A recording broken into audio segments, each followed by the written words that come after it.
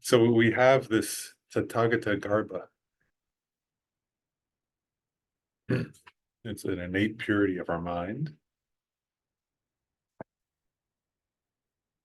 But and one thing the text teaches is that it teaches at one point 4 qualities needed to awaken our Buddha nature, or to ripen.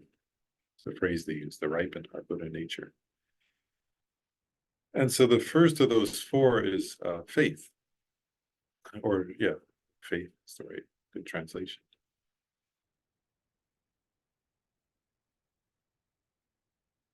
And it's particularly referring to, they sometimes say faith in the Mahayana.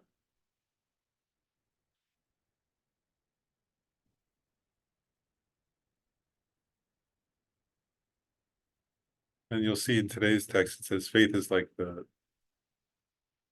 container, vessel, in which the qualities are discovered or are accumulated.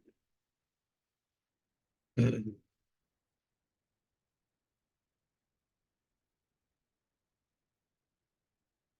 so in Buddhism, faith, ideally is based on reason. So actually, that there's a kind of faith that's not based on reason, but they say it's quite weak. It's not the kind that we're trying to cultivate.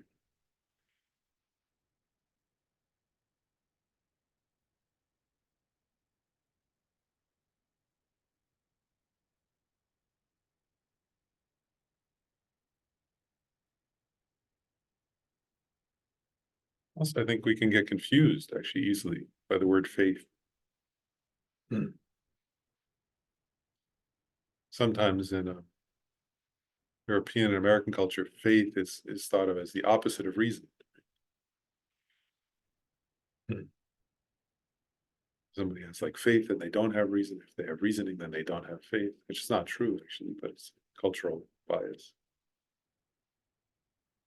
So here, what does it mean to have faith, right?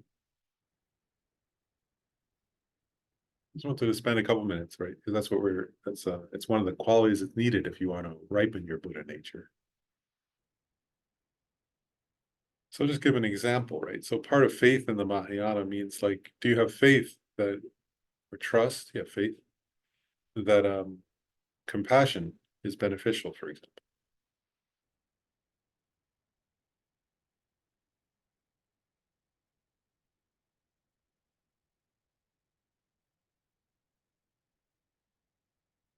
So you check, right? That's how you actually cultivate faith, right? In Buddhism, it's not some kind of blind leap. So you actually check, like, why would I believe that compassion is beneficial? And that the greater the compassion, the more beneficial, the more vast the compassion, the more inclusive the compassion, the better. Mahayana Dharma says compassion and loving kindness are the cause of happiness. Right? And the lack of those is the cause of suffering. So you have to check, right? That's my point. And that's how we develop faith, actually, or trust. Conviction. Maybe a better word is conviction.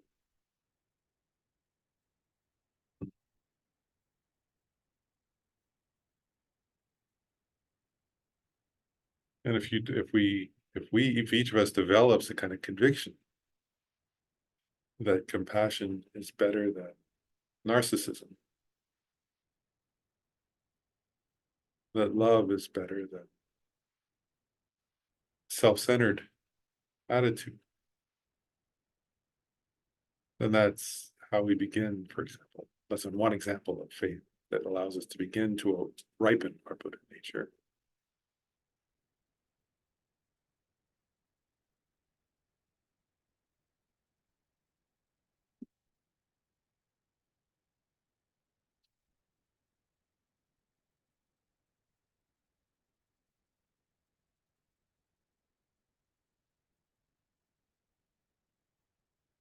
Buddhism is saying, right, you don't develop like that conviction. You don't say, it's not enough to say, well, the Buddha said love is better than self-centered attitude, or compassion is better than narcissistic attitude. You have to analyze it.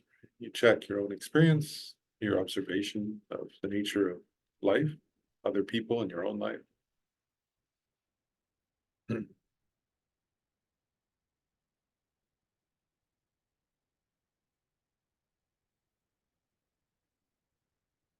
if you come to a conclusion that leads to a kind of conviction that loving kindness is better than self-centered attitude, for example, then you develop a kind of faith or conviction that's the beginning of allowing you to ripen your Buddha nature.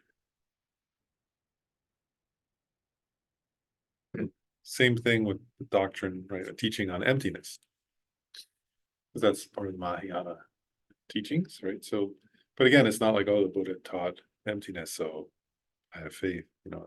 That's not the actual. That's not what's being referred to here. What's being referred to is actually what all this Dalai Lama talks about, right? Reasoning. So we reason, right? In other words, I feel all the time as though there's an intrinsically existent I.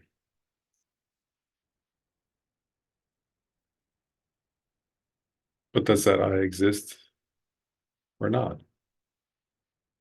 And there are all these different lines of reasoning, right?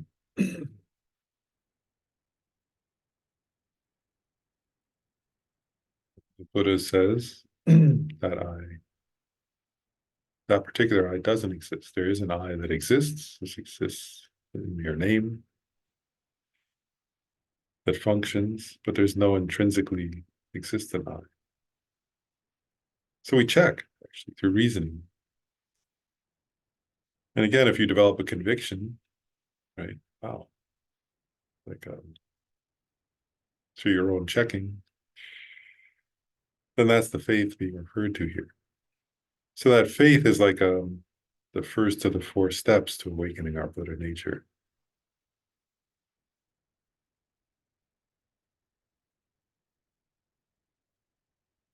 And if we develop faith in those 2 teachings, right, that love and compassion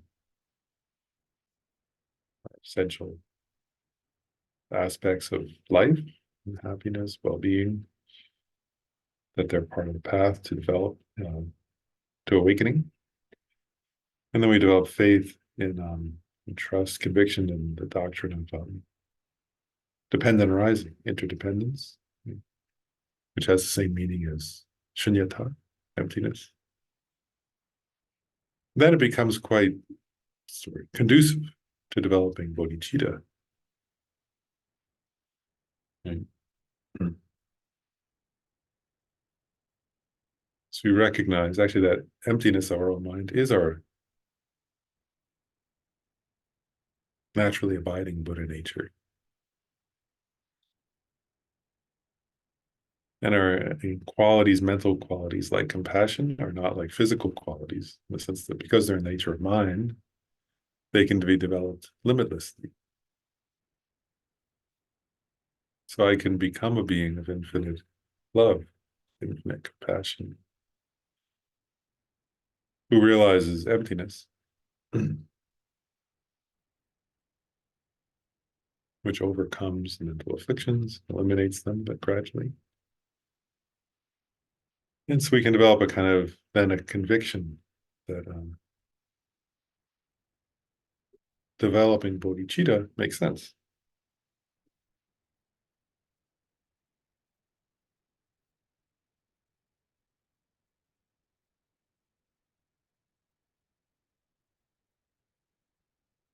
With that in mind, we can kind of contemplate those kinds of points, and I'll just once recite the verse, refuge and bodhicitta. I go for refuge until I'm enlightened to the Buddha, the Dharma, and the Sangha. Through the merits of generosity and the other perfections, may I become a Buddha to benefit all sentient beings. I hope people can feel, to me it feels that way, that by contemplating the Uttara Tantra, like those basic verses, that, they're not a basic teaching, actually, it's quite advanced. That one verse by Atisha is very advanced. But, everybody recites it at Tibetan Buddhist places. But if you study the Uttara Tantra and contemplate it, then it's a topic that one verse, you could actually you could contemplate, you could do like a 3-year retreat on that verse and you'd be done actually. You just do that.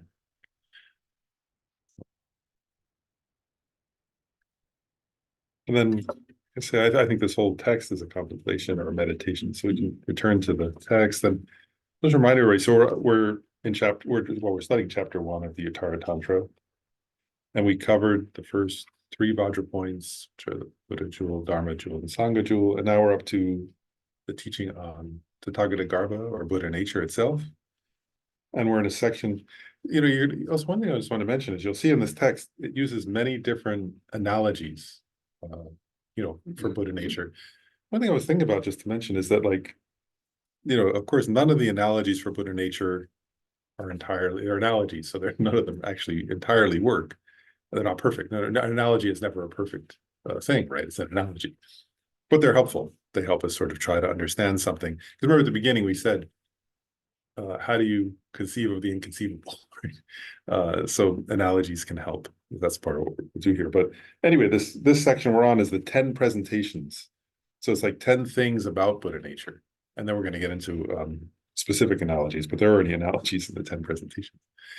So this is like 10 ways of understanding, right? So it's the nature of Buddha nature, the cause, the result, the function, the possession, the manifestation, the state, the meaning of all pervasiveness, immutability, and indivisibility of quality. So those are 10 presentations sort of helping us start to contemplate Buddha nature. And that's why these 10 are taught, by the way, is you contemplate them to sort of understand Buddha nature, because it's hard to conceive of. So we've already covered the first, let's see, we're up to function. So we've already covered nature, cause, and result. And last time we covered result, which I mentioned, I think is quite a beautiful presentation, right? Where it takes those 4 aspects of the first noble truth of suffering, right?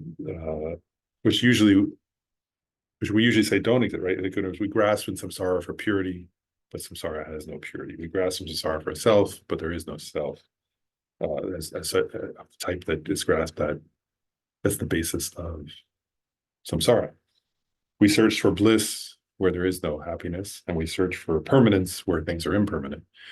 So that's usually the teaching. But in this text, what they get at is, in terms of result, is that the Dharmakaya is pure. Actually, that's where you look for. If you want to find actual purity, it's the Dharmakaya. If you want to find the actual ultimate nature of the self, you discover that by discovering the Dharmakaya. If you want to discover actual bliss and well-being, it's in the Dharmakaya. And if you want to discover permanence, that which works eternally for all sentient beings, in that sense of permanence, then it's in the Dharmakaya that one finds those 4. So you take the 4 aspects of the first noble truth of suffering, and you kind of flip the meaning in a sense, or you say, where you were looking in samsara for those things where you never find them, which is why you suffer. And you say you can find those 4 things in a certain sense in the Dharmakaya. And then I try to explain what those 4 how those 4 mean. I won't re-explain them today because we talked about them last time, but I'm just reminding you. So that's where we left off. And the next aspect, next presentation, and we'll go through some of these more carefully. Some of these will take longer and some are quick, but this one's fairly quick. It is function, and that's the 4th of the 10. And here in the verse it says, I'll pick up. We're on page 7 if you're following in the text, but it says function. It says it has the function of being weary of suffering, and the intention and aspiration to attain peace. So that's referring there, that little line, to 2 functions, right? One is becoming weary of suffering, and the other is an aspiration towards nirvana, peace in that sense, right?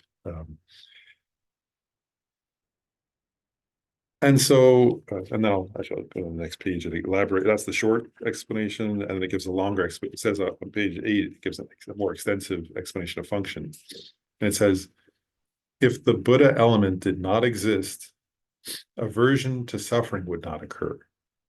And there would be no wanting, no striving, no yearning for nirvana. seeing respectively the faults of suffering and the benefits of happiness in samsara and nirvana, is the function of the lineage, since those without the lineage are without seeing these. So what it's getting at there, right, is that the way actually, so how does our Tathagata or Buddha nature function? And so when it's functioning, right, when it starts to function, we start to see more accurately that samsara is in the nature of suffering. And how do we see that, actually, right? And well, actually, it says it in the Lamrim, doesn't it? If you've studied the Lamrim, right? It's so you look at, there are different aspects to, right? There are, you could think of contemplating on the 3 types of suffering, or the 6 types of suffering, or the 8 types of suffering, or the 10 types of suffering. There are different lists, different texts. You can study them all and memorize them instead. But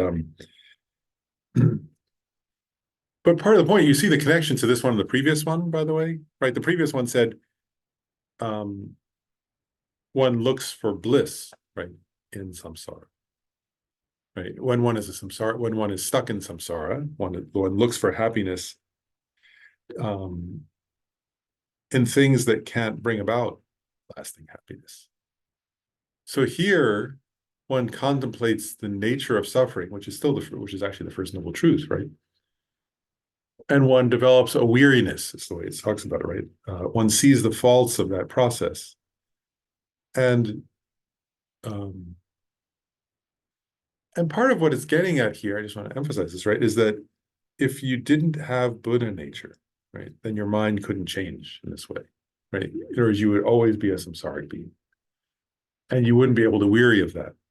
But because the mind is empty of intrinsic nature, it can change, which means that if you analyze the nature of samsara and you start to see, wow, that's, actually really it accords with the first 2 noble truths, doesn't it? So you would see the nature of suffering and what the causes of suffering are. And you would become weary of them and think, I want to be free of the causes of suffering, right? And then it says the benefits of happiness of nirvana, right? So you would then think about, is it possible to have a cessation of suffering? And if you understand what the causes of suffering are, right, and you analyze it and you see, oh, well, if those are removable, right, why are those removable? Because the nature of the mind is separable from those mental afflictions, right? I'll just point out, this is, so we have to contemplate that, right? So if you contemplate the teaching on the 4 noble truths, you can develop a kind of weariness with samsara and a wish for nirvana.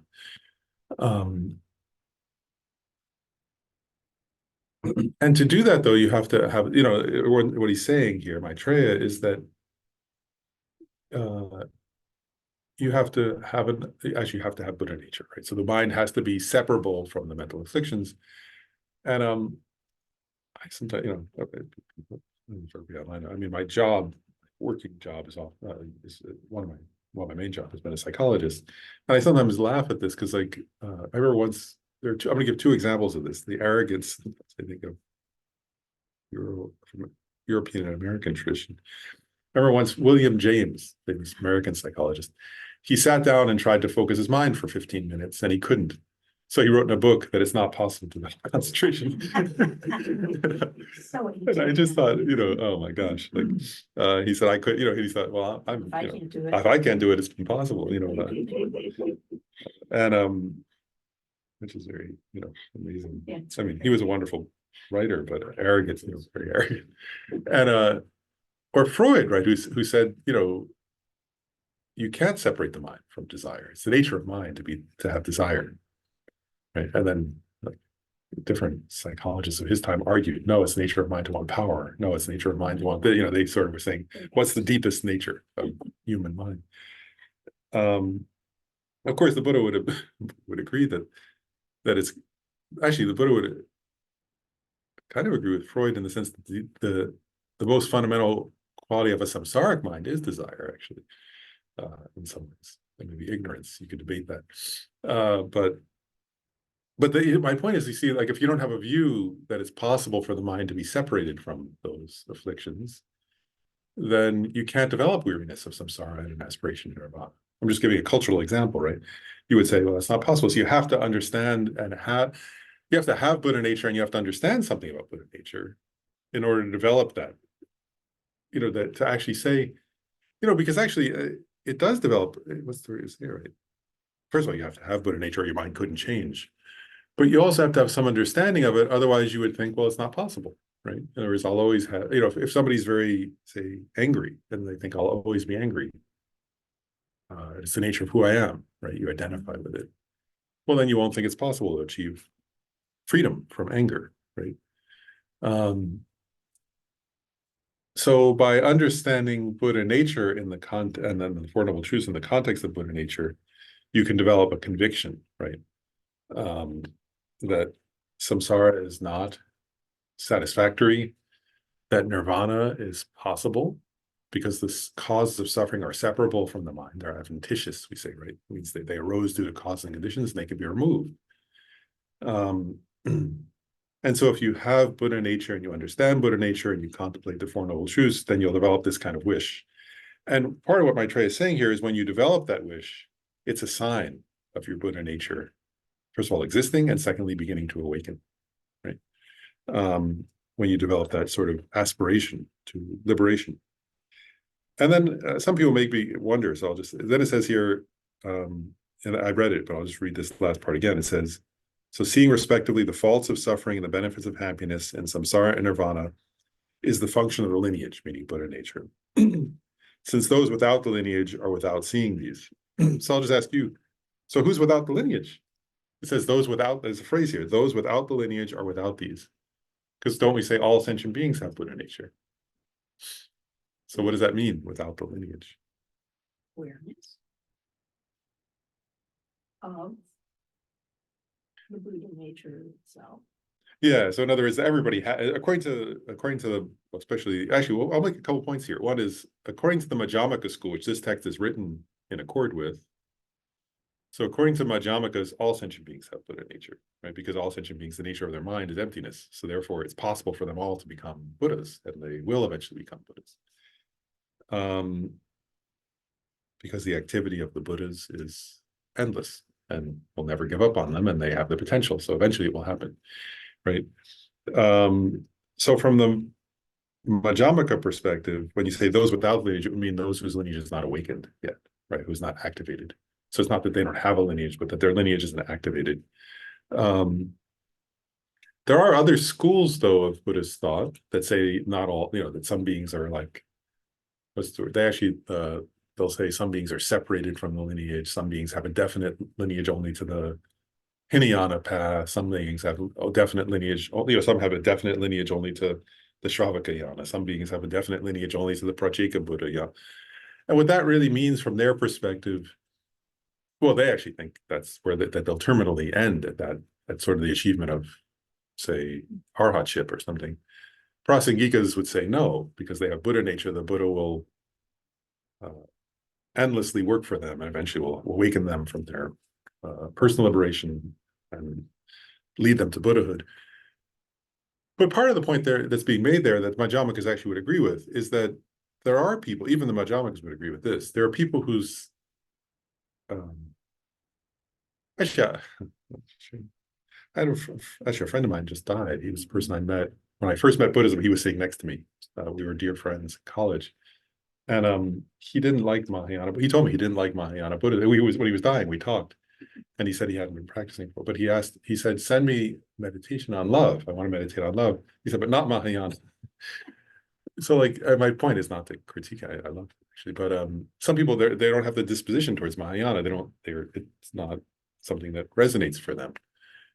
And that's fine, from Buddhist perspective, it's not that that's wrong, but what I'm getting at is that the Buddha teaches according, the Buddhists, even Buddhism says the Buddha teaches according to beings' dispositions, right? But that over eons, the Buddha will lead all beings to full Buddhahood is the Buddha's wish, and their Buddha's aspiration. And because their mind is ultimately, all sentient beings' minds are ultimately empty of intrinsic existence, the Madhyamaka stance is that all beings will eventually become Buddhas.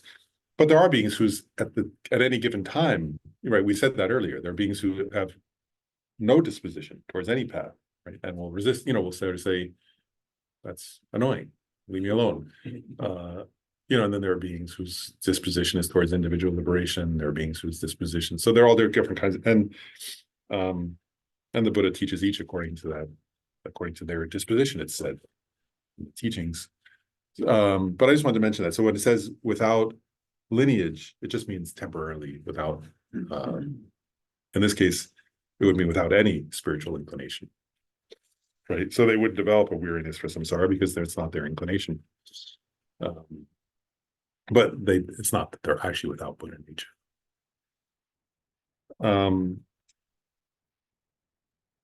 Any questions about function? That's all they teach here about function. So they're saying function is that, and when you have that weariness for samsara and that wish for liberation, then your Buddha nature has started to be awakened and it's functioning, and it shows and also that's a proof that you have Buddha nature because you can develop that. John has a question.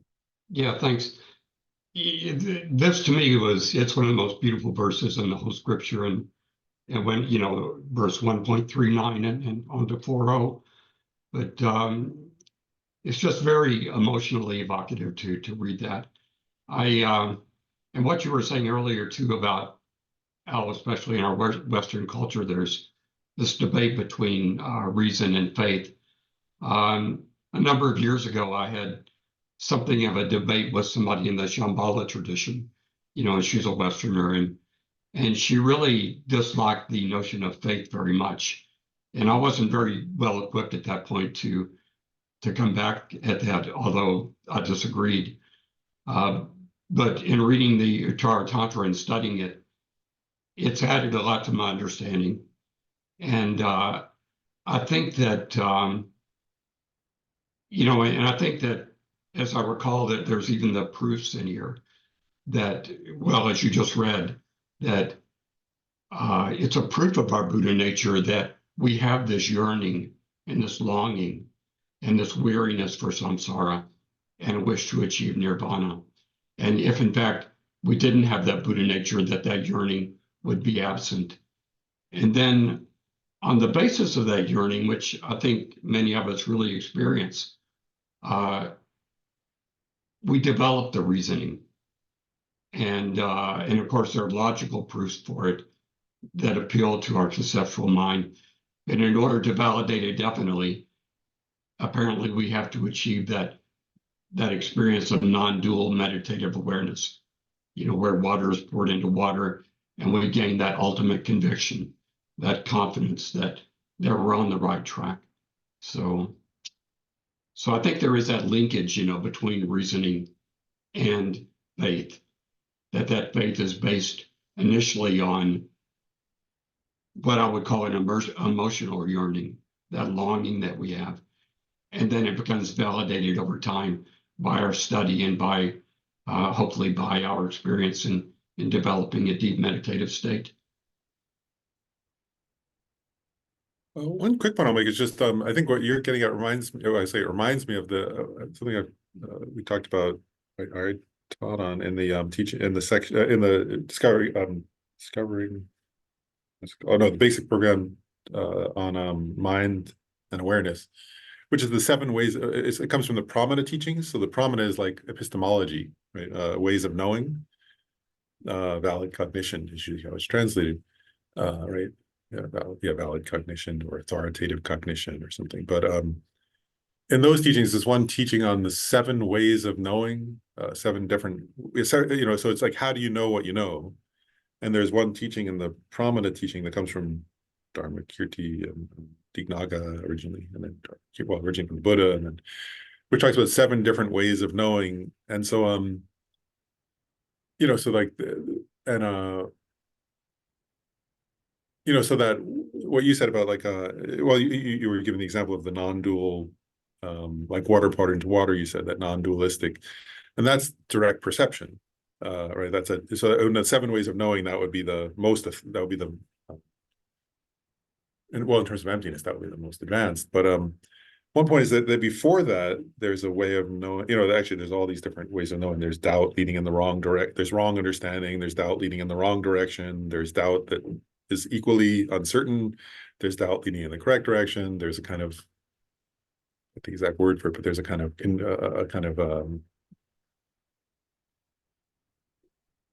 there's like, it's beyond doubt, it's not doubt, but it's a kind of conviction that's not without actually knowing definitively. Like And an then, uncertainty, what's that? like an uncertainty or a lack of uncertainty. It's like where a person, says, yeah, things are empty, but they haven't realized it yet. They've thought about it enough that they're not really doubting it. Like they say, I've heard it, I've thought about it so much that I know that's true, but they don't really know it yet, deep down. But then there's a way of knowing they call it knowing, what's it called? Inferential cognition, that's the word. And an inferential cognition is definitive. In other words, that's incontrovertible. In other words, when somebody comes to that level of knowing, they have a kind of they know that thing definitively. And it's not yet a direct perception, but it's like true inferential cognition based on reasoning. So if you have that, then that's very powerful is one point. And on any of these points, then you have, that's the kind of, actually, really, that's the kind of conviction you're looking for on the, before direct perception. Where when you have an inferential cognition about any of the topics, like impermanence or emptiness or the nature of suffering or so on, that's a kind of, and actually it's interesting, and you would say that person has faith based on reason. But actually that faith is based on inferential cognition is what it means. And they would still call that faith, but it's, and so from that perspective, if you were to say, it's kind of, I sometimes say this actually, because it's true actually, is, if you say, well, I have faith that the earth is not flat, it's round. Why do I have faith in that based on reasoning? It's like, because I haven't been in outer space, I haven't seen it directly, right? Because I haven't gone far enough up in the, like I've been in airplanes, but not outer space. I haven't seen directly that I've seen pictures, but it's based on reasoning, right? Like I've been on an airplane though, and I've seen the, and so on, right? And you've read, about the curvature of the earth and watching a ship and so on. So based on reasoning, you can have a valid inferential cognition that the earth is round. So then you have a knowing of that without direct perception. That's a kind of faith. In other words, according to this description, right? It's a faith based on inferential cognition. And that's quite strong, it's quite powerful. And they say it's incontrovertible in the sense that even if like 15 people were to come up to you and say, that's really stupid, you don't know what you're talking about, it says in this book that the earth is flat, it wouldn't convince you, right? You have a kind of, what's the word? Incontrovertible knowing of that. Yeah, ascertainment. Yeah. Ascertainment is a good word. And so this is the same. Like when you have that kind of knowing of emptiness, then even if 10,000 people said to you, yourself is intrinsically existent, you should be angry at people who insult it, you wouldn't. Those 10,000 people are confused. Okay. Same thing. If 10,000 people said to you, you should be selfish and hate people, if you had an inferential cognition about the benefits of that, loving kindness is better than hatred, then even if 10,000 people were saying you should hate, you would say, oh, they're confused, but it wouldn't move you. Whereas if you have that, if you're not at that level of that, then you can still be convinced of a wrong understanding based on circumstances. One other thing that I was reminded of when I read these verses is that there's a quote that's attributed to Rumi, where he says that what you're seeking is seeking you. So I think that it's that inner drive you have to awaken, where it's coming from. Well, no, I think Buddhism actually, from a Buddhist perspective, if you haven't come to that inner feeling through reasoning in this life, of course, the Buddhist stance would be then in other words, that so somebody might newly give rise to an aspiration to liberation in this life through hearing the teachings and thinking deeply about them and contemplating them. But if that feeling arises without such reasoning, right, just based on, say, hearing something, then they would say that's because you have imprints from a past life where you did, where you studied and thought about that, because it doesn't arise without a cause. Such aspirations, Buddhism teaches the core doctrine of Buddhism is dependent origination, right? That everything arises due to causes and conditions. So if you have such a wish for liberation or for full enlightenment that kind of arises in some spontaneous way, it can't be without a cause. So if you can't find a cause that you can see in this life, then there has to be, they would say, there inferentially you could say, well, there must be a cause that came from some previous lifetime, because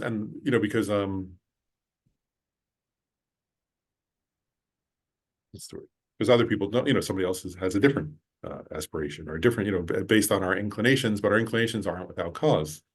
They come from causes, and oftentimes those causes, sometimes the causes are in this life, but sometimes they're in past lives. Robin, comment. You spurred in me a memory of the 11 virtuous mental factors. We're talking about faith. The first one is faith of admiration. Yep. So that could be a dependently, or definitely a dependently arisen phenomena that could, lead us to wanting to be like others, be like His Holiness, be like Lama Tsongkhapa, and puts us on the track to discovering Buddha nature, our Buddha nature. If there's time, and I just sort of jumped into this late in the game, and I don't even have the text, but I'm still interested, if you have time, and you probably already recounted this, but this mechanism of recognizing Buddha nature. I'm like wondering, trying to tweeze out the steps of recognizing one's Buddha nature leading to bodhicitta, or a desire for bodhicitta. I'm thinking about, the 9 steps of, or the 7, that process. And so maybe it's the understanding of being, we're all we're not exchanging, but not exchanging self for others, but 7-point cause and effect method. That one? yeah, or the 9 points of recognizing that exchanging self for others. Yeah, that we're all, is that part of this process leading towards, how does Buddha nature lead toward those steps, or toward bodhicitta in your mind? I'll share one brief thing, and then one brief thing about that, which is because one point is, so the Maitreya, this text by Maitreya, the Uttara Tantra, doesn't what's the word, doesn't explicitly teach those meditations. One point I would say, so it's not, it doesn't explicitly teach sort of those step-by-step meditations. And at the same time, it's a Mahayana text, so it teaches, it teaches bodhicitta. It does teach about bodhicitta, but one point I would emphasize is, you're actually in the next one. I'll say 2 things. One is the next topic, which I'll get into in a minute. It'll actually, I think it addresses some of that in an interesting way. Is one thing. But the other thing I'll say is, from a practical perspective, and I think I said this once before. I had an interesting conversation once with Gyumei Khensa Rinpoche about bodhicitta in the context of this text, actually. And one point that was helpful to me, I guess, is if you give rise to love and compassion, right, and then great love and great compassion, there comes a point, right, because in the 7-point cause and effect method, you have to give rise to, in Tibetan it's called laksam, right? So the unusual or special attitude, which is taking personal responsibility for the welfare of all sentient beings, right? Or, and that sense of, I guess, personal responsibility. And that to give rise to that, actually, if you, actually, it's funny. You actually, you have to have some inkling of Buddha nature or some understanding of Buddha nature, actually. And then the next one, right? From Laksham comes bodhicitta, right? The wish to become a Buddha. And that if you don't believe you can become a Buddha, right? Then the idea that that I can lead all sentient beings to Buddhahood, or the idea that I'm responsible for the welfare of all sentient beings would be both kind of crazy and also disturbing. Like, in other words, if you thought it's impossible for me to become enlightened, but it's my responsibility to free all sentient beings, then you would just like feel terrible, right? So if you didn't believe that all beings could become enlightened, and if you didn't believe you could become enlightened, then actually, how can you give rise to that feeling of Laksham? And so the conversation I had with Khentsur Rinpoche was out one day. I was sort of reflecting on that, and I went to him and I said, actually, like, how does somebody go from great compassion to Laksham, to this attitude of universal responsibility or something like that, and then to bodhicitta? And he said, you have to meditate on Buddha nature at that point. You have to, if you have, you have to, or you have to be aware of Buddha nature. You have to, like, if that's difficult, then the antidote to that is meditation on the Uttara Tantra, actually. Because if you contemplate these various points, these 10 that we're covering, and then the various analogies, and you start to get you start to get a conviction, is the word, in Buddha nature, actually, in Tathagata Garbha, then great compassion can easily give rise to Laksham and then bodhicitta. Otherwise, it's quite difficult, isn't it? So I think there's a connection there at that point. You don't really need to have, I mean, it's interesting. The text says, you'll see this, that compassion is one of the causes that ripens our Buddha nature. But you can meditate on compassion without understanding Buddha nature. Anybody can meditate on compassion, right? But that attitude of Laksham and then of bodhicitta itself, it's impossible to give rise to bodhicitta without some understanding of Buddha nature, isn't it? Because you have to actually have a conviction that you can become a Buddha in order to dedicate yourself to that process. So I think there is that. This is my own reflection now. That's not in. I don't recall the Uttara Tantra saying that, but it's my own reflection based on a conversation with Khentsur Rinpoche. And also in praise of Dharmadhatu, the text that His Holiness was teaching just a couple of weeks ago. Yeah, those verses are really wonderful in that sense. But anyway, thank you, because I'm it's like you want to sort of try and be analytical about it, but perhaps yeah. there's elements that are only going to come about through experiential understanding.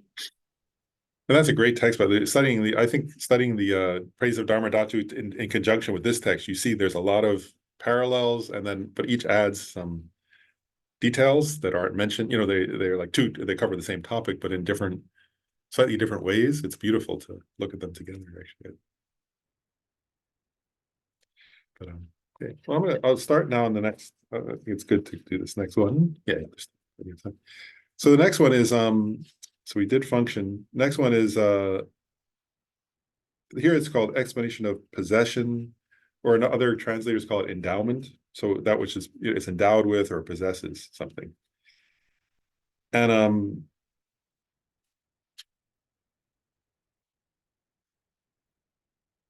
yeah. So first I'll just read what it says, and then I'll explain. So it says, limitless like the great ocean is the lineage, source of inexhaustible jewel-like qualities. It is like the flame of a lamp, whose entity is endowed with indivisible qualities. Because the basic element comprises the Dharmakaya, exalted wisdom of the victor, and great compassion, it resembles an ocean by way of vessel, jewels, and water. In the undefiled basis, the clairvoyances, the exalted wisdom, and undefiled suchness are indivisible. Therefore, they resemble a lamp's light, warmth, and color. So one point, I remember I said analogies, right, or metaphors. Here we have two, right? It's like the ocean and it's like a lamp.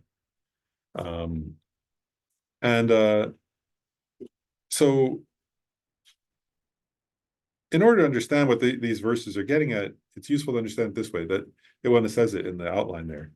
So the ocean is an analogy for the causal qualities. And then the lamp is an analogy for the resultant qualities. So what does it mean? Causal qualities mean qualities in a being who's not yet a Buddha, like ourselves, like myself. Some of you may be Buddhists, I don't know, but I'm not. So the causal quality would be like an ocean within ordinary beings or non-enlightened beings. And then bodhisattvas also, right? And then the resultant, the lamp, right, are the qualities in the resultant state of the Dharmakaya of a Buddha. So it's saying, so when we're looking at what does it possess, or what is it endowed with? It's endowed with these qualities.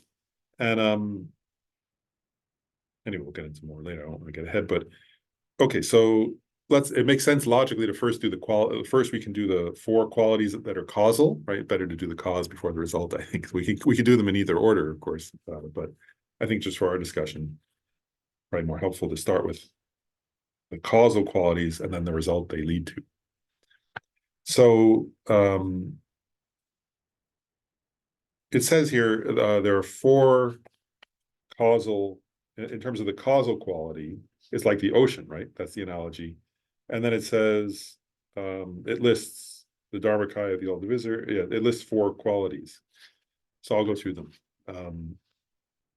So the first is, I mentioned it earlier in our meditation. One quality of the ocean, they call it here the vessel or the receptacle. So that means, like, we call it the basin or something, right?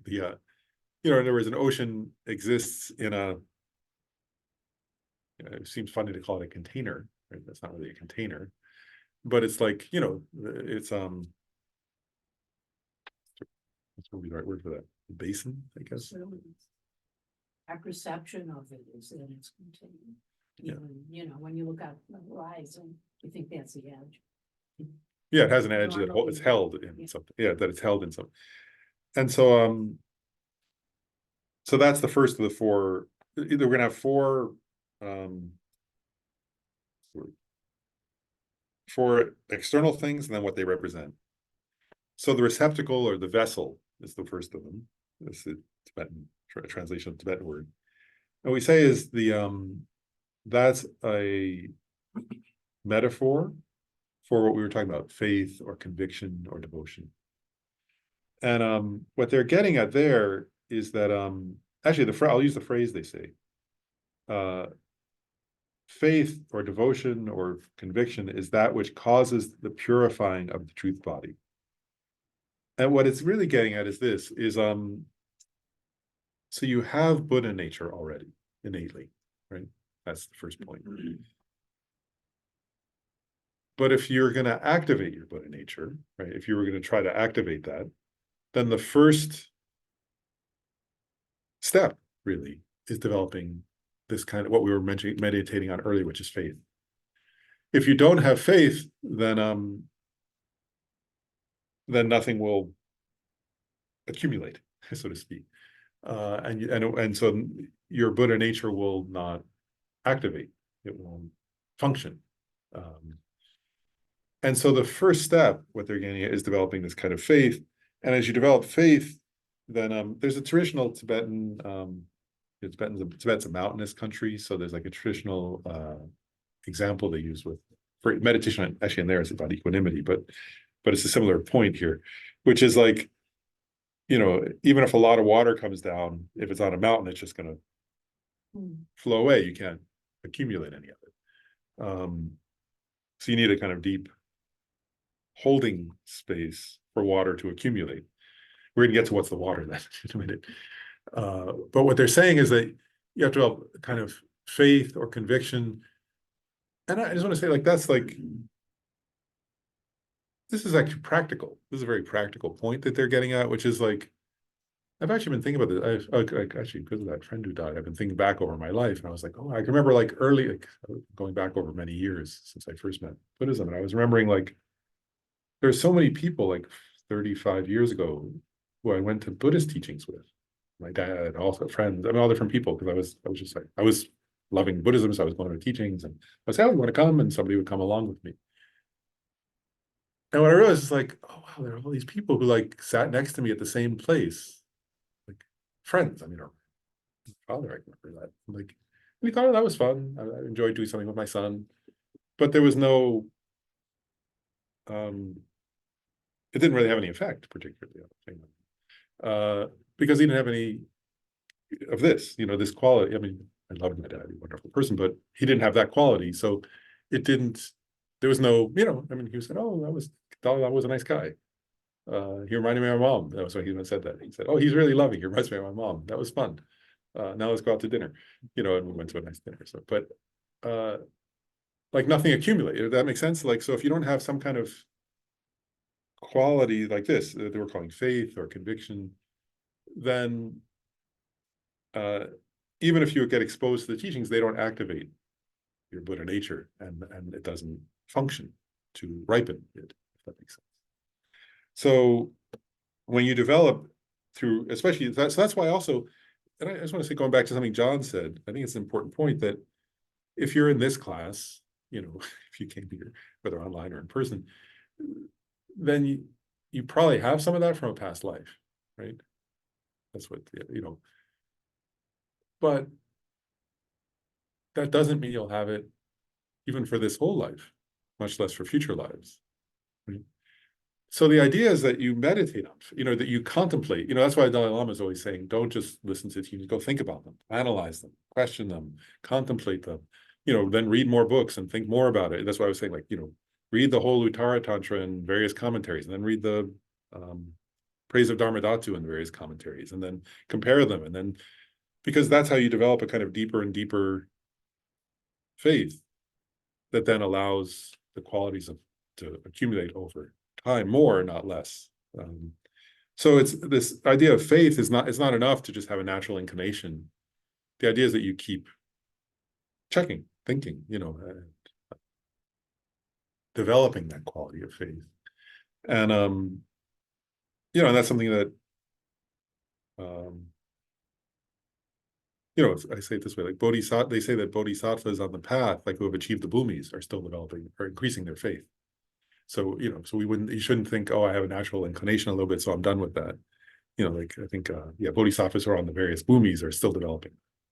So just an interesting thought there. So it almost looks like we on a causal stage, we're tying faith with karma, somewhat like that. Meaning, some people could be predisposed towards it from many lifetimes ago, previous life, and they just get introduced to it, and then bam, they have some level of faith. And then some people reach it through years and years and years, even in this lifetime, and they build a faith based on the reason. Slightly different in terms of how you're arriving there. Yeah. But then, as long as it's under the influence of karma, it's under increase and decrease. Meaning, now I'll give an example saying, oh yeah, I have faith today, tomorrow I don't have faith. I just lost my faith, right? That could be one scenario as well. So until you hit the unwavering, uncontrived faith, it's still under the sway of increase and decrease. Yeah, that's right. It's true. And then there could be a karma where you could have a faith for a certain amount of time, and then you don't have a faith. And I've seen plenty of examples like that as well. I've known people like that, yeah, that experience. It's not getting distracted. Something to think about. I just Yeah. thinking. Yeah, and it's partly why also, like, I also think that, like, we, on these topics like this, that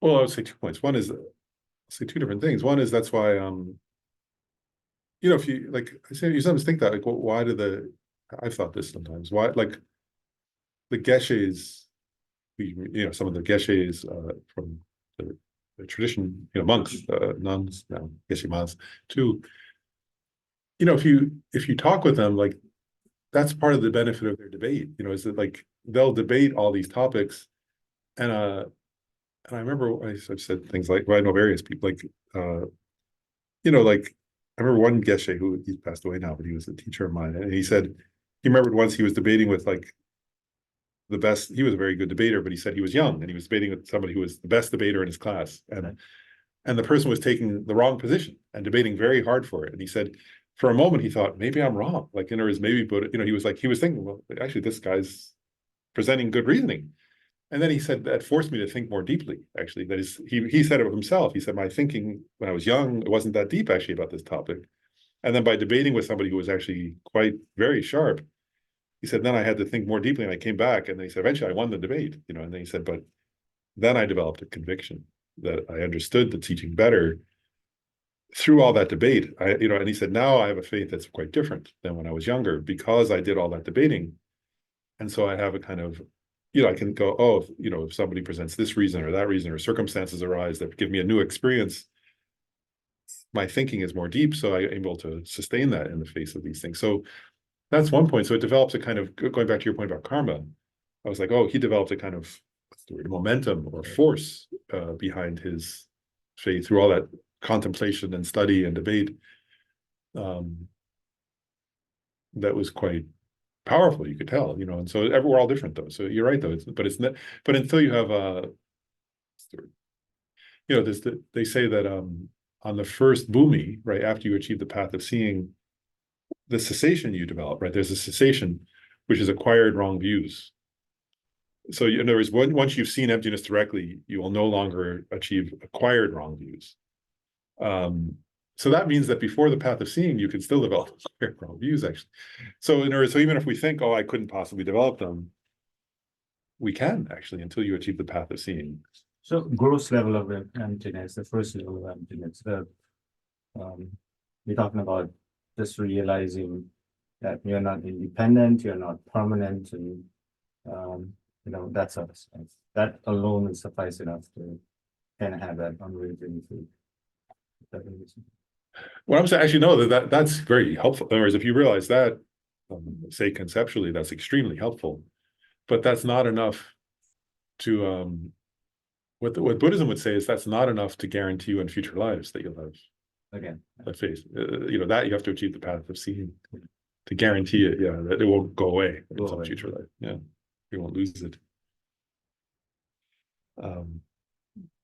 So then yeah, make sure so then faith is the first of these four qualities, right? Then the other I'm going to go through the other three that are things that are cumulative. And this is by the way, this, you know, I always think it's funny.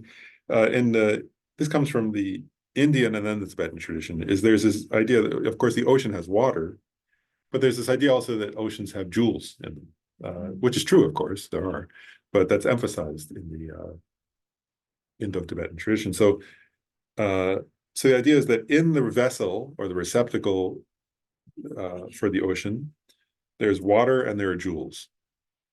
That's what's emphasized here.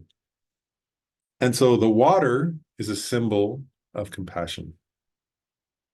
And the jewels are a symbol of both wisdom and concentration, which go together.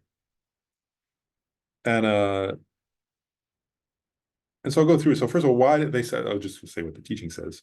Why do they use jewels as the metaphor for wisdom and concentration? And they say because jewels are free from conceptuality, yet while being non-conceptual, while being free of conceptuality, they're endowed with inconceivable beauty and qualities and value.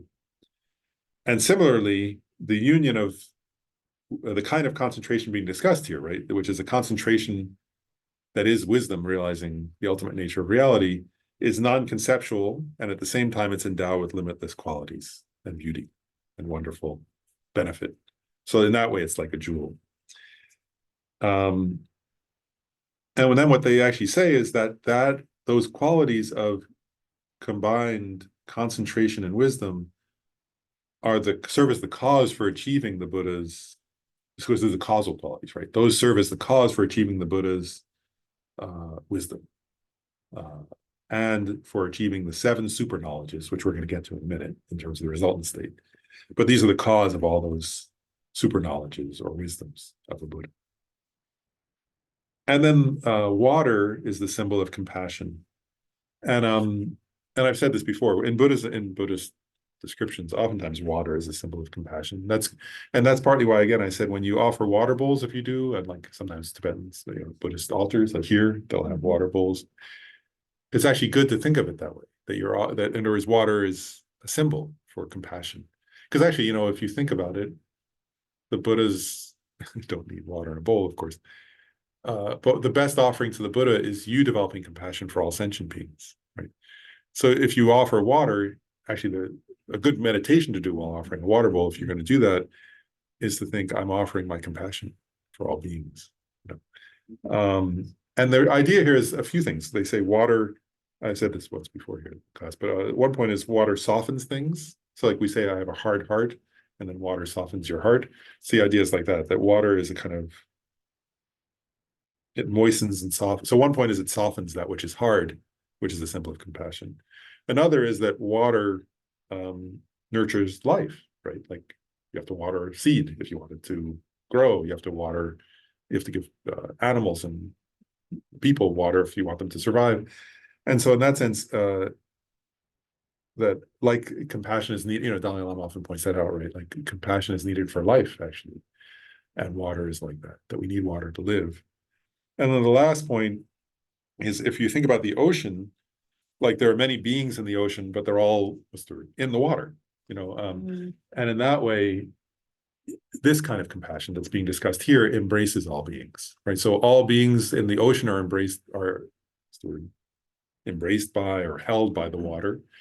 And in the same way, this kind of compassion that you're developing on the path surrounds all beings, permeates all beings. And that's beautiful description here, I think, of what the water symbolizes.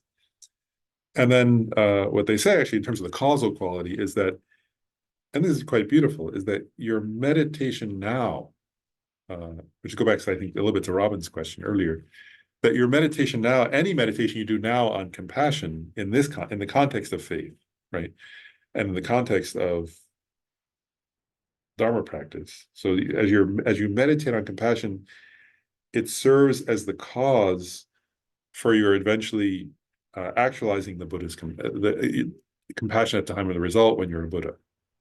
And so you can actually think that way. It's like the metaphor I would use. It's like all these little rivers flowing into the ocean. Right. So like I remember once standing at what's it called, the Continental Divide. And like thinking, oh, if you pour a little bit of water here, eventually it'll land in the Atlantic Ocean. If you pour a little bit of water here, it'll eventually go to the Pacific. And it can seem like a tiny bit of water into a stream, right? Like a few drops, but they mix with that stream, and then eventually that stream goes to another and another, and right, one watershed into another watershed, and eventually they end up in the ocean. So that's like a metaphor here, that any little bit of compassion you develop now, if you do it in this context, it will eventually flow into the ocean of the Buddhas, right? It'll eventually become, it serves as a cause for the resultant infinite compassion and infinite enlightened activity, compassionate activity that you'll manifest for the welfare of others when you are a Buddha. So then it's quite beautiful, isn't it? That each time you meditate on compassion, you can, and that's why, if you think of Chandrakirti's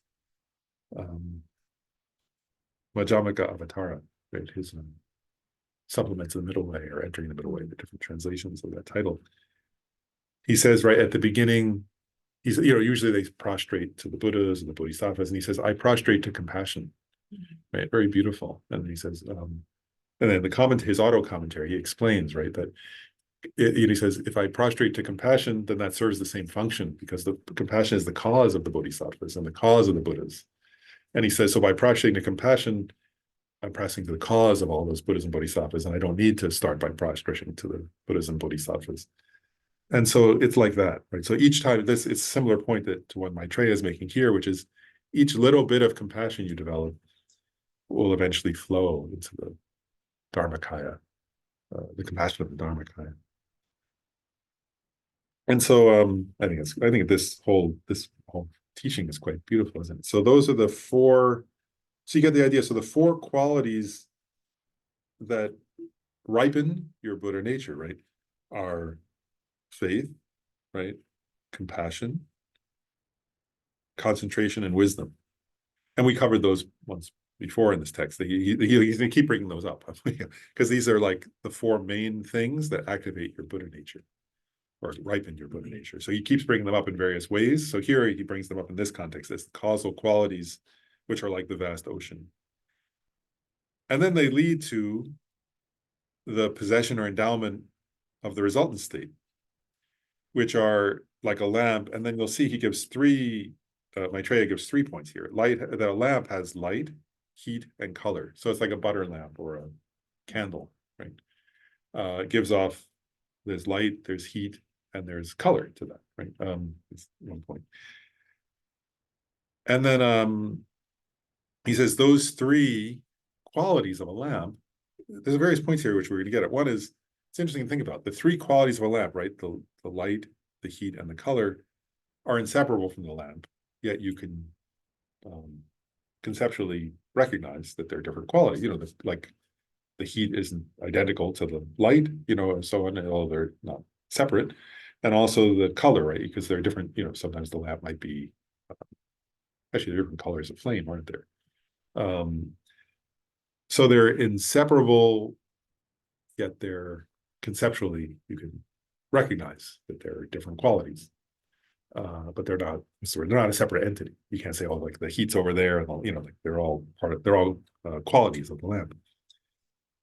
That's significant. We'll see later, because the Dharmakaya is one entity, but you can separate these different qualities, right? So this is the resultant state of the Dharmakaya. So the light of the lamp eliminates darkness, right? Light eliminates darkness is 1 point. And in the same way, it's getting at eliminate, you know, there's 5 super knowledges of a Buddha which eliminate the darkness of discordant unknowing of these 5 things. And so these 5 super knowledges are like 5 miraculous powers or something. And I thought to pause here and reflect on these just for a moment, because one is this is saying you'll have these 5 super knowledges when you're a Buddha.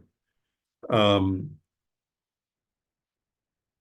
I'll read I'll just say briefly what they are, and then I want to say something, I'll reflect on this thing.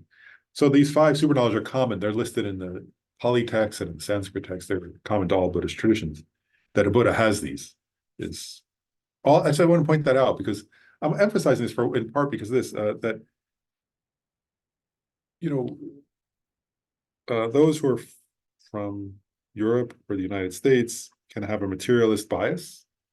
And so sometimes I've seen this in like that Buddhist teachers de-emphasize this, even though it exists in the Pali tradition, the Sanskrit tradition, the Tibetan tradition. Sometimes, not all, but sometimes teachers, I mean, some Western, not Tibetan teachers will never de-emphasize it. It's part of the Buddhist teachings, but sometimes teachers from other cultures will de-emphasize these, but they're part of Buddhism. So we don't need to de-emphasize, if we're teaching Buddhism, we don't need to de-emphasize part of Buddhism. So the first one is divine eye.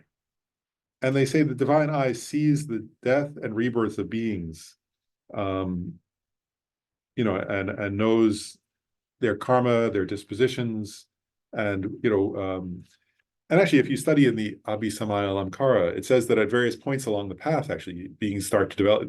This is referring to the Buddha's divine eye, which can see all those qualities. But they actually say that bodhisattvas at certain levels can see, like, oh, my disciple died and they took rebirth over here. Oh, you know, actually, and I've Tibetan teachers who are like, you know, they go and find the next. The Dalai Lama does that often, right? He finds the next. You know, we have Ling Rinpoche coming to teach at our center, and it's because the Dalai Lama said, that's my teacher. I found him, you know, he's a little boy now, he died. So it's part of, my point here is that whether you think of the Sanskrit tradition, or you think of the Pali tradition, or you think of the Tibetan tradition, all Buddhist traditions agree that Buddhas have this divine eye, and the Mahayana tradition says bodhisattvas develop that along the path, the ability to see the death and rebirth of beings and their dispositions and so on. Then the divine ear can clearly hear both earthly, so human and divine sounds near and far. And that's like, so that one can hear what's going on, even where one couldn't hear it with one's regular ears, so to speak. Then clairvoyance means knowing the minds of others and their mental states. So you know what they're thinking, you know their what's the word? their mental afflictions and their virtuous qualities of their minds. Then recall. The next one is recall of one's own and others' past lives. And they say, actually, it's funny, there, if you read in the Pali tradition, actually, there are various, and it says it in Sanskrit too, but there are stories where like the arhats would be present and could see a certain distance of past lives. You know, they can see a certain amount, but they don't have removal of the obstacles to omniscience. So they can only see so much. And so they would say, oh, this person doesn't have this kind of karma or something. And then the Buddha would say, you don't see what I see. Whereas I see that being's karma, in this many, and then they would say that, when this Buddha was on this other planet at this other eon, and this happened, and this being, there was one story, right, that they said, oh, this person doesn't have any virtuous roots, and the Buddha said, well, they were, what was it, something like, I can't remember the exact details, something like they were a fly that landed on a piece of poop that was flowing around a stupa, like some past life. And so there's some virtuous disposition from that rebirth as a fly, and I'm gonna help them based on that karma. I can help them or something, whatever. These little tiny karmic seeds that our beings have. The Buddha can see all of their own and others' past lives. And then they have the miraculous power of emanation, which is the ability to send out bodily emanations, to fly, to walk through walls, to visit other realms of existence, and so on. And that's famous, right? The Buddha went to visit his mother, for example, after she had passed away. She passed away in childbirth or just after he was born. And he went to I think it was the divine realm of the 33 to visit her, where she had taken rebirth as a goddess and taught her Dharma. But there are many examples like that. And just briefly, I'll pause there. So I would just suggesting just for a moment to sit with it and say, so this is a description of a Buddha's qualities, right? But it's also a description of your future qualities, is the idea, right? So the idea I'm just presenting to actually sit with that for a moment and just say, like, so that what this is saying actually, right, is that you will have the ability to see the death and rebirth of all beings, to know all your past, all your past lives, and to know, to be able to read others' minds limitlessly, right? And know like what somebody's thinking 1,000 miles away, and also what somebody's thinking right next to you, and so on. And if there's a part of you that feels, oh, it's not possible for me, then to say that's why we're studying Buddha nature, right? It's like that's why you're studying Buddha nature, is to say, because we're going back to Robin's question earlier, right? Like our point earlier. This is saying, no, that's your natural capacity. Like your actual natural, the nature of your mind is such that it can do that. Right now, that's the nature of your mind, right? It's just obscured by all the mental afflictions and the obstacles which each has come. But that way, like you said, you can read other people's mind, Dr. Law. That's invasion of privacy. Right? You're not allowed to do that. I was thinking when I read that, actually, you said that's invasion of privacy. And actually, I'll just say, like, I remember particularly when I had this many times, that feeling when I would spend time with Trungpa Lama Zopa Rinpoche. It was very, for me, actually, he particularly made me uncomfortable, that because I could tell he could, that he knew more. I mean, many times he showed me that he knew more about me than I knew about myself. And that often made me uncomfortable, actually, because it was like, felt embarrassed. You're like naked in front of somebody. Yeah, it felt like being naked when in a public place or something, and so, but that's the quality of the Buddha, is that they. Well, I had a question on that, Aklan. So how logically, like, how is that possible? So mind has an ability, generally speaking, the mind has a innate awareness, level of awareness, and it gets to a state where anything nearby, it can be one with it, something like that. The idea, according to Buddhism, actually, is that we have to differentiate mind. I guess that's why I paused at this one. Is that mind is not the same. Buddhist position, right? Is that the mind is not the same substance as the body, right?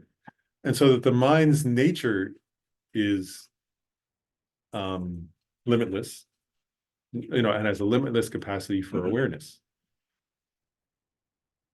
And so It's actually interesting, right? According to Buddhism, actually, like, because there's qualities of a Buddha, right? That we're talking about. They actually would say that the Buddha's mind pervades all of existence. So it's not just near them. Like, in other words, from that perspective, they would say the Buddha's mind is, we like, that's why, the famous line in the Vajrakutter Sutra, where the Buddha says, "Those who by my form knew me not." The Buddha is the Dharmakaya. And what the Buddha was saying was, he manifested a body to interact with people, to teach them. But the Buddha's actual quality was his mind, the Dharmakaya, which is what this is talking about. And what they're saying is that the Dharmakaya pervades all of existence, actually. So that, like, the Dharmakaya is, actually, sometimes there are these teachings in the Mahayana Sutras where it says, like, on one atom there are 1,000 Buddhas, right? Or limitless Buddhas on a single atom. In part, what that's getting at is, like, I'll share, like, this is strange actually to think about, but, like, so, like, according to Buddhism, actually, according to this teaching of Buddhism, the Buddha permeates you. Like, so the Buddha permeates your being. The Buddha, like, permeates your body and mind. Oh, that makes sense. Like his awareness can be anywhere. Anywhere. That Yeah, makes his sense. awareness can be anywhere. Yeah, so it's not just near him. Like the Buddha, if like, and yeah, that's the idea. So the Buddha, yeah, like the Dalai Lama, his mind is not in his body. I mean, in one sense, I mean, he has a body, and but that his quality of mind pervades everybody. Aren't we immersed in it all the time? I mean, but in cultivating Buddha nature allows us to actually become more aware of that presence. Yep. And then that, but I mean, we're sitting in it right now. And things like getting angry and all those selfish things obscure what we're sitting. Yep, that's right.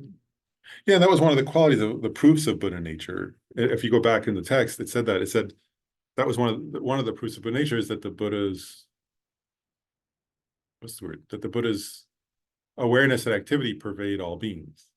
It's one of the teachings. So that's the way the text presents it, is that the Buddha's awareness pervades all beings. So with the idea of so like the Buddha's mind is everywhere, so aware of everything.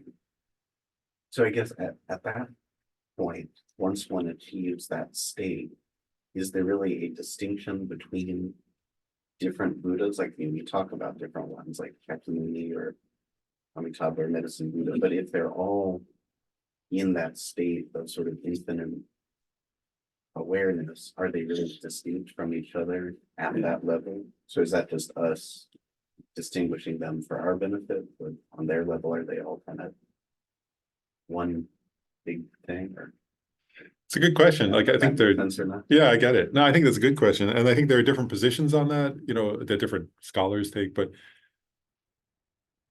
if you, because I guess on the one hand, it would be, for me, I guess, it's hard to argue that there are different entities, right?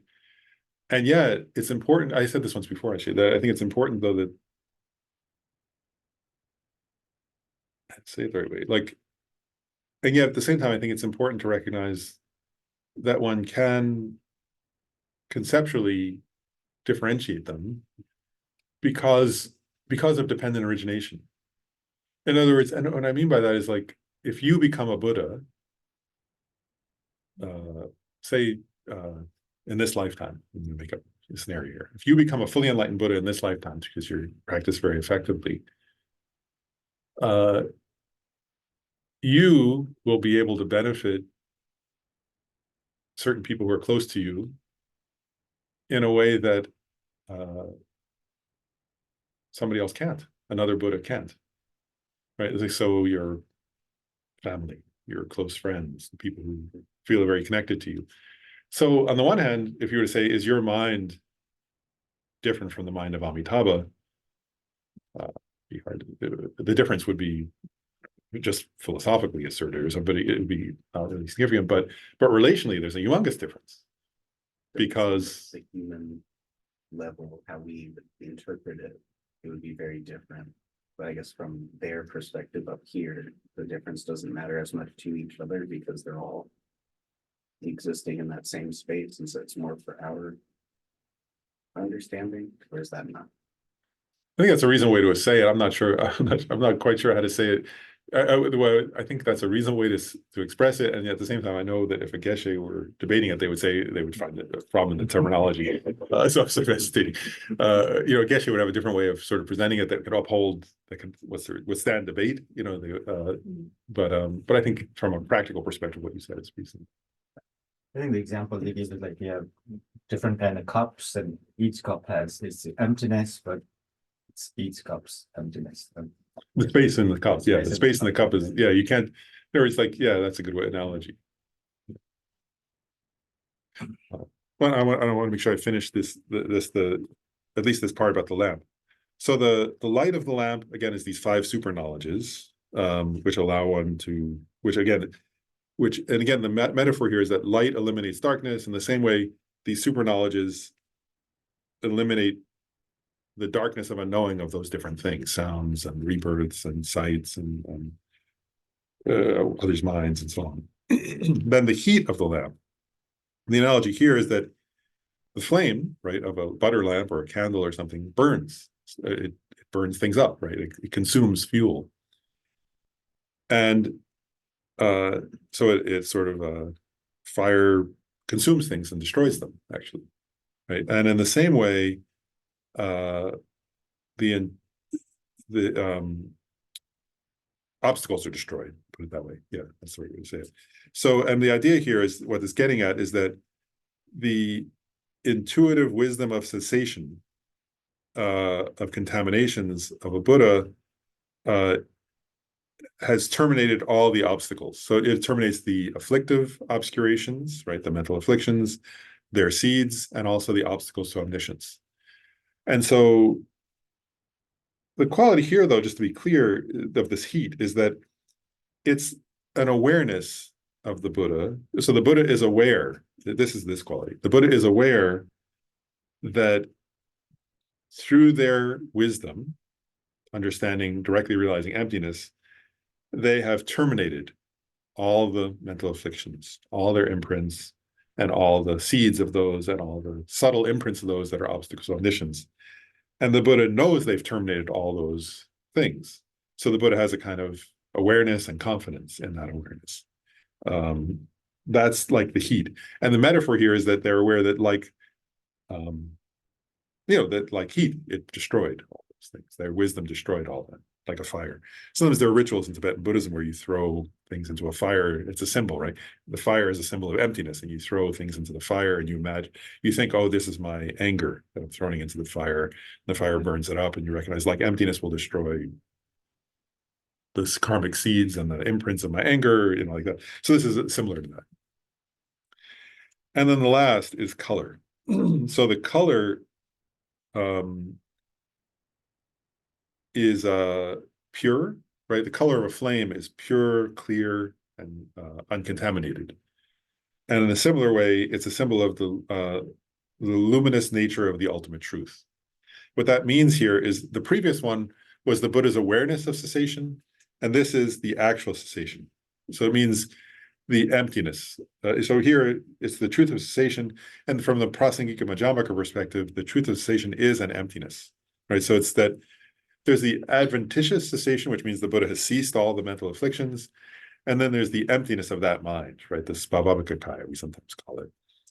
And so the color is like the kind of pure, stainless emptiness of the Buddha's mind, which has achieved cessation. And that actually, the better way to say it is the mind that has ceased all adventitious obstacles has an emptiness, and that emptiness is what's being referred to here. So it's the emptiness of the Buddha's mind, that's the Svabhavika, right? It's the emptiness of the Buddha's mind, and the Buddha's mind has already ceased all the mental afflictions and their obstacles and their imprints. So And you get the sense now also why I said earlier, like, so those three qualities of a lamp are all qualities of a lamp. So in one sense, we're talking about them as separate things, but they're all inseparable from the lamp. All these qualities are inseparable from the Buddha's Dharmakaya. And then in the teaching and the commentary by Asanga, he makes a point. He says, actually, the Dharmakaya has more qualities than the grains of sand along the Ganges River. And then he says, and all those qualities are inseparable from the Dharmakaya. They're not. They're all natural qualities. They're inseparable from that Dharmakaya, as Asanga points out. And like that, this a few examples for the sake of discussion. They use these 7, right? The 5 super knowledges plus the 2 kinds of sensation, or the heat and the color. And so he's saying those are inseparable from the Dharmakaya. And so going back, right? So we talked about. So anyway, we just covered it. So the possession, right? So we're saying at the causal level, when you're ripening your Buddha nature, it's like you possess those 4 qualities, right? Faith, compassion, concentration, and wisdom, which ripen your Buddha nature, which is naturally there. And then you eventually achieve this resultant state, which he's likening here to a lamp, or a butter lamp, or a candle, which has those, based on those 3 metaphors, these 7 qualities, right? And part of the meditation, though, to do, right, is you actually meditate on it. You think, oh, that's my nature, right? And part of the benefit of this practice, this text, I think, is contrast that with how do you usually see yourself? Like when you wake up in the morning, how do you ordinarily see yourself? Right? And then what this is getting at is, what this text is presenting is, this is how Maitreya sees you, and how he's suggesting is more useful to see yourself, right? So like you would think then, wow, I have this, like instead of thinking of yourself however you ordinarily do, you might think, wow, I have this naturally abiding Buddha nature, which is the most precious thing in the universe, right? Eventually it'll give rise, I'll have all the super knowledges and all the cessations and all the qualities of the Dharmakaya. So what do I do today? Those 4 things. I meditate on compassion, right? And actually, if you think, right, I meditate on concentration and wisdom. What does the Dalai Lama say he does first thing in the morning? And he said every teaching he gives nowadays, right? He says, I meditate on bodhicitta, or on compassion and bodhicitta, and on emptiness, right? You see the point here that if you're studying the Uttara Tantra, right, then you would think, what's important today? All that matters, right? Most things, not all that matters, but most of what matters, mostly all that matters actually, is that, right? Is those 4 qualities. Do I meditate on? So do I want to meditate on faith, or on compassion, or on concentration, inseparable from wisdom? Because that's what will allow me to awaken my Buddha nature, right? And that's what Aswades taught on the Praise of Dharmadhatu. That was his emphasis, wasn't it? And you can see this text is making the same point, but it's using slightly different. It's using different imagery, like you could say, like the ocean in this way, and sort of these 4 points. It's using certain language to get at the same point. But from a practice perspective, if you meditate on this, you start to see yourself that way, right? And then you don't think, I'm this person who, whatever, is upset because of this other thing that happened sometime, or that's one way of viewing yourself. But this is Maitreya's way of viewing you, and that's how he's suggesting trying to view yourself, because it's useful if you want to become enlightened, to view yourself in these ways. They're more helpful ways of viewing yourself. I just realized we went slightly. Well, it's just now time. So we should, I guess, so I'll just say this class next week. So we'll continue the next ones actually relate to those. So it'll kind of be a continuation, which is because we're still on these 10, but that was the 6th of the 10 presentations. But we should do a dedication. The supreme jewel, bodhicitta, where it has not arisen, may it arise and grow. Where it has arisen, may it not decrease, but increase more and more. In the snowy mountain paradise, you the source of good and happiness, all-powerful Chenrezig Tenzin Gyatso, please remain until samsara ends. I dedicate all these merits, which are merely labeled totally empty from their own side, to the I, which is merely labeled totally empty from its own side. may achieve Buddha's enlightenment, which is merely labeled, totally empty from its own side, or lead all sentient beings, or merely labeled, totally empty from their own side, to the state of enlightenment as quickly as possible. And then may all of us be able to have success in cultivating those 4 qualities, which are like the ocean, in order to awaken and ripen our Buddha nature, and thereby achieve the 7 result qualities of the Dharmakaya, which are like a lamb. And then we'll do, Venerable Damshu, thanks for leaving this. I'll just read one last. She's there about this, but she left this here. So let's read this one verse, which is the I guess it's a few verses. The swift prayer for swift return of Lama Zopa Rinpoche. Peerless teacher and assembly of the children of the victorious ones, Stravakas and Prajeka Buddhas, victorious Lozang, father and sons, along with the lineage masters, all the objects of refuge of infinite lands, please bestow the virtue and goodness of accomplishing this prayer here and now, holding and spreading the Munis to precious and complete teachings and through explanations and practice. You wore the armor of patience, Zopa, that is never discouraged. Incomparable, venerable Guru, to you I make request. While striving single-pointedly for the sake of the victorious one's teachings, the sole gateway through which all benefit and happiness emerge, and from other living beings you suddenly departed to peace. What a great loss. Nevertheless, through the undeceiving truth of the blessings of the ocean of the 3 jewels, and through the great waves of bodhicitta of the children of the victorious ones, may the smile of a reincarnation swiftly beam in the glory for fortunate disciples. And that's the one composed by His Holiness the Dalai Lama. Thanks, everybody. And there is class next weekend. I know that. So we'll have that. Thank you, Laura. Oh, thank you. It has been a so special day. Yeah, happy Losar. It's already a miracle happened Huh? during the night. Yeah. It's very special. Oh, send me an email. Let me know.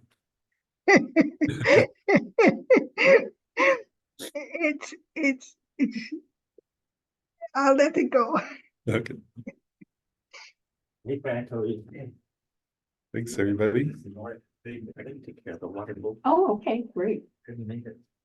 Thank you.